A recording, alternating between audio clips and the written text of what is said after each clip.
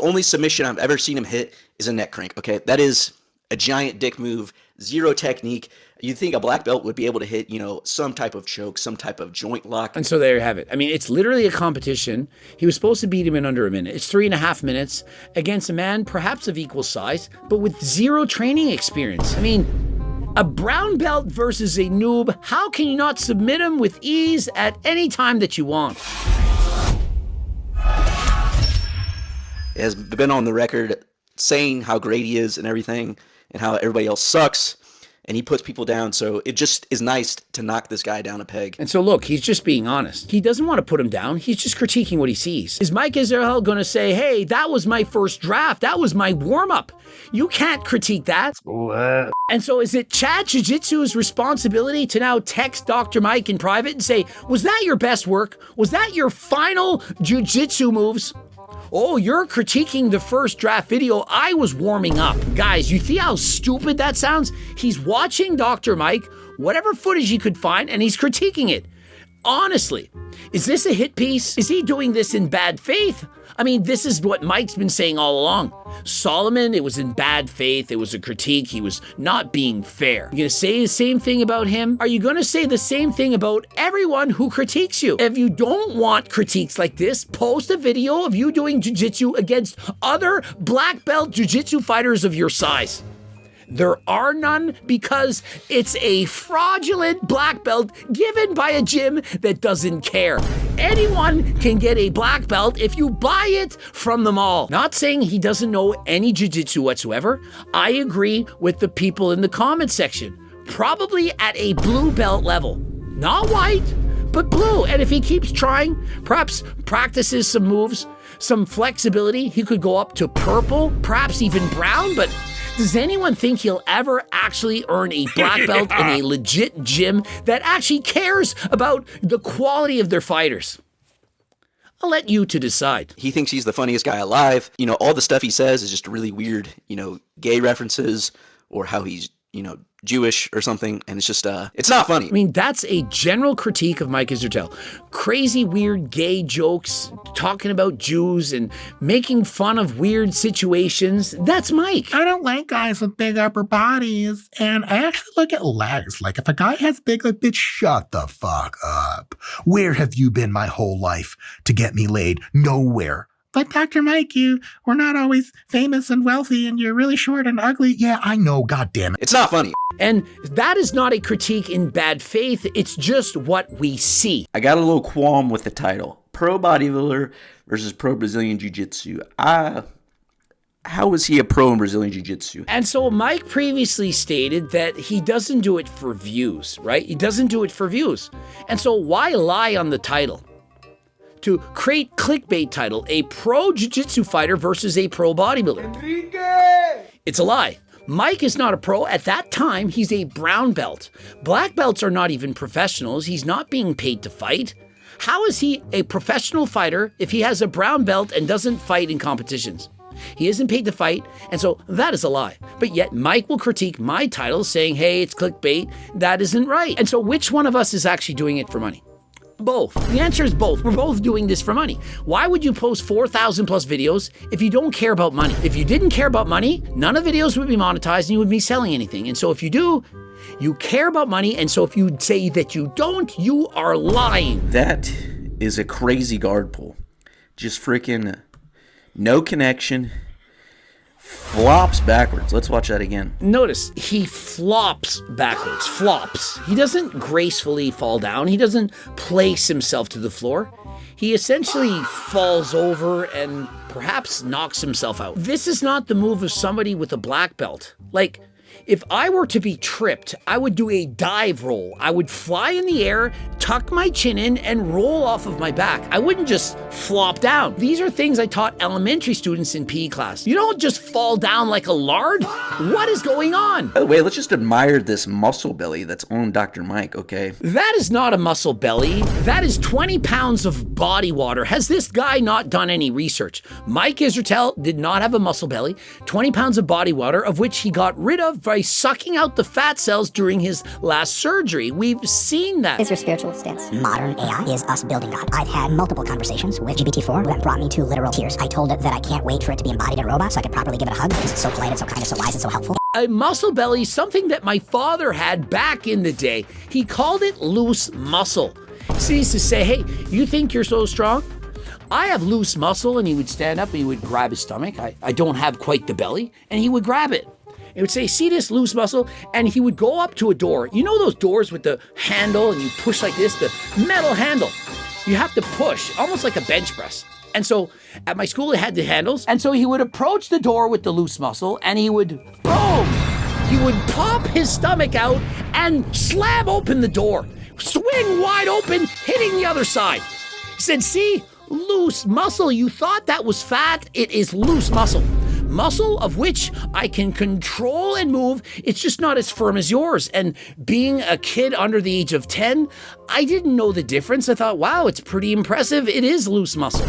Didn't know any better. Remember, I used to believe in Santa Claus and still do to this day. My father was, in fact, a gymnast when he was younger, fairly skilled, could have been better.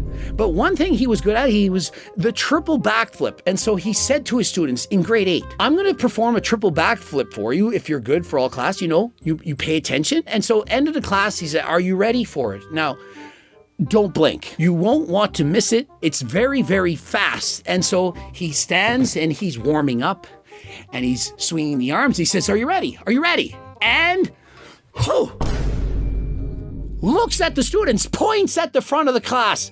Did you see it? You saw it, right? Students in the front. People are thinking, what do you mean? I didn't see it. You saw it? A little bit scared of my father, perhaps. He's an educator, he's a teacher, he's in front of the class. And so they listened to him, they paid attention. And so rumor had it, my father could do a triple backflip. I was like, they believe that? And so when you have power, when you have authority, kind of like the government, they can kind of make you believe whatever they want. And once you have people believing in you, it's very difficult to convince people that you're wrong. And so there lies the power. Hopefully you see the connection. Back to the video, Mike does not have loose muscle. He has 20 pounds of body water. That is not fat. That is just pure, dense muscle. Pure, dense muscle, or is it in fact perhaps 20 pounds of body water and internal organs expanded from taking growth hormone? Hey, you take your pick. Looking to get a scoop grip on the opposite side, kind of on a dog fight position here. He went dog. Did he go downward dog or doggy style? After Johnny Shreve got full mount and half guard and got him exactly where he wanted him.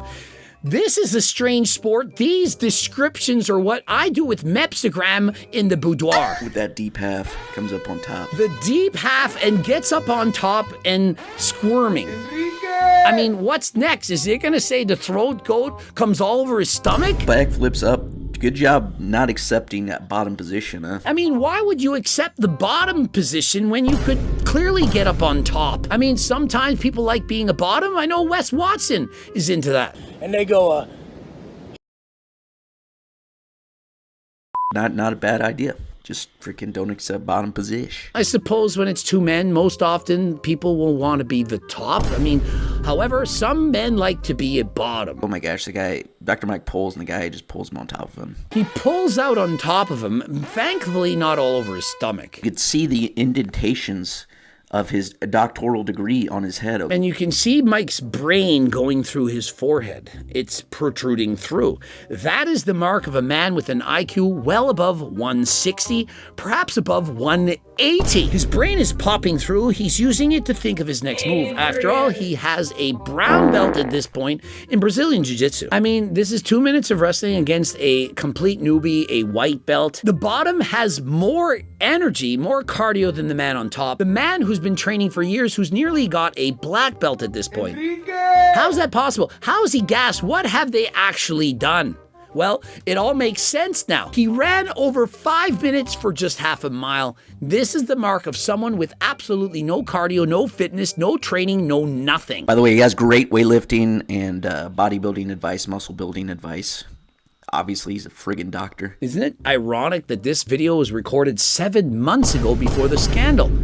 Obviously, he's a freaking doctor, you know, throwing those credentials out yet again, but notice how now it's Mr. Mike. And so, depending on your perception of what he is or what he has, you're gonna have a different opinion of what he's done. For example, when you think Mike has a black belt in jiu-jitsu, you expect a certain level of proficiency in his skills. But if you just watched him, you think, oh, he's not bad. I mean, he beat the other man. He's got some skills. But when you find out it's a black belt, you had higher standards. The same applies when you have a PhD. When you brag about such PhD, people expect you to know what you're saying. And so when you make clear and obvious mistakes, for example, saying that you have 20 pounds of body water from having a permabulk when you were in your 20s, you have to question that. Also to question, cereal and Gatorade to get ready for a diet, or statements such as, I'm bigger and stronger than Mike Mentzer, a former Mr. Olympia competitor. I'm bigger and stronger than Mike Mentzer. That's it.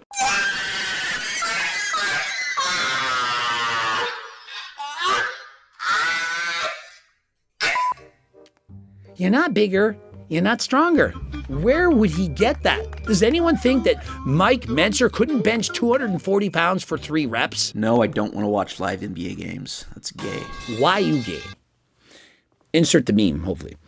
And so when Mike says he's a Brazilian jiu-jitsu killer millionaire, and he's grappling against somebody 75 pounds smaller than him, Mike should win. I mean, isn't that something fair? If I said, I'm really strong at the bench press, I'm one of the best, and I'm bench pressing against somebody who weighs 130 pounds, do you not expect me to win?